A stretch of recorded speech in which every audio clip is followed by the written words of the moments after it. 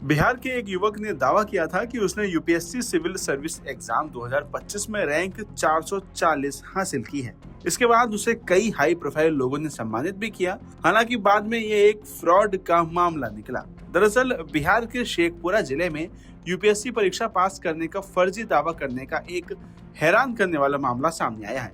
दरअसल यहाँ फतेहपुर गाँव के रहने वाले रंजीत कुमार ने बुधवार को गांव के लोगों के बीच ये दावा किया कि उसने संघ लोक सेवा आयोग यानी यूपीएससी की परीक्षा पास कर ली है और उसकी ऑल इंडिया रैंक 440वीं आई है। युवक के इस दावे के बाद गांव से लेकर पूरे जिले में ये खबर तेजी से फैल गई और लोग उसे बधाई देने उसके घर पहुंचने लगे। खबर फैलते ही शेखपुरा के पूर्व विधायक विजय कुमार भी आनंद फानंद में फतेहपुर गाँव पहुंचे और रंजीत कुमार को सूटकेस तथा फूल मालाओं से सम्मानित किया।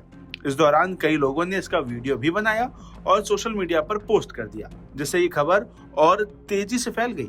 हालांकि उसी दौरान बनाए गए वीडियो में रंजीत के हाव भाव और उनके जवाबों को लेकर कुछ लोगों को संदेह भी होने लगा था, जिसका वीडियो भी सोशल मीडिया पर तेजी से वायरल हो रहा है।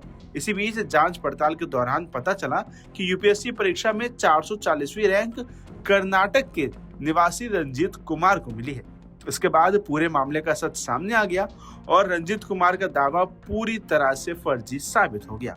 मामला खुलते ही गांव में ही चर्चा का माहौल बन गया।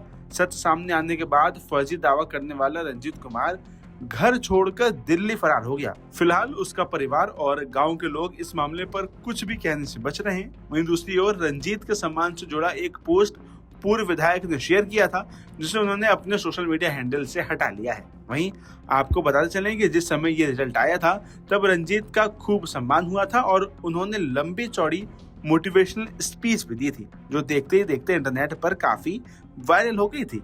ऐसे में आप उनकी ये स्पीच जरूर सुनिए। जीवन की लंबा सफर होती है, लेकिन परिश्रम का सबसे बड़ा लक्ष्य को देखना है कि लक्ष्य कहाँ पे है। जब लक्ष्य में दिखाई पड़ रहा है बेटा, तो मंजिल जरूर आसान मिलेगा। और यदि लक्ष्य दिखाई नहीं पड़ रहा है तो लाख जतन तुम परिश्रम करोगे, कुछ नहीं कर पाओगे। चाहे मम्मी हो, चाहे पापा हो, चाहे गुरु हो, चाहे मार्गदर्शक हो, जब तक तुम्हारा सोच नहीं बदलेगा मंजिल को उखाड़ना है, मंजिल को लेना है, मंजिल को लेना है, तो भगवान से कह देना कि प्रभु आप किस्मत लिख नहीं सकते हैं, किस्मत मैं खुद लिखूंगा। इतना मेहनत कर दो बेटा, इतना मेहनत कर दो बेटा, इतना मेहनत कर दो कि किस्मत भी बोल उठे कि मैंने देर कर दी तो तुम्हारा ही था। मैंने जीवन में क्या परिश्रम किए सर, मैं नहीं कर सकता हूँ।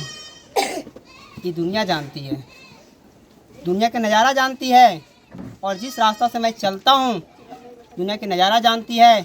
मैं कुछ इसके बारे में नहीं कर सकता हूँ। कहने वाले के नाम नहीं होती है।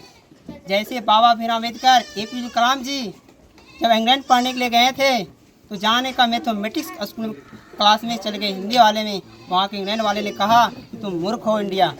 देखिए APJ कलाम ने कहा था कि मेरे पिताजी ने एक पेपर बेच करके पढ़ाया है ना। जब मम्मी के पास बैठा था और मम्मी अपने पति को खिला रहा था, तो APJ कलाम ने कहा अपने पापा से, पापा मम्मी ने जला हुआ रोटी दे दिया।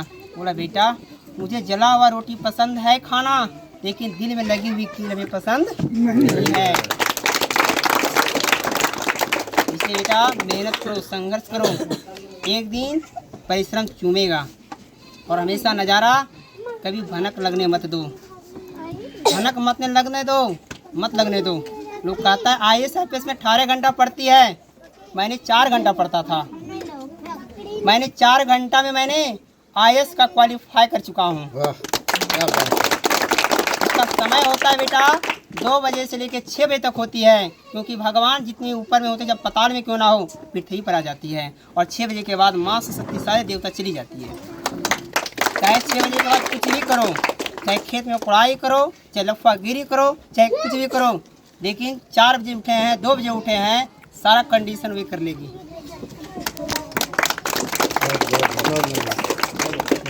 और मैं यहाँ पर जब आए थे दिल्ली से तो मुझे नकारात्मक शक लगा था लेकिन पता चला कि आज मेरे क्षेत्र में लाइब्रेरी खुला है। सबसे पहले मैंने कोयंदा गया।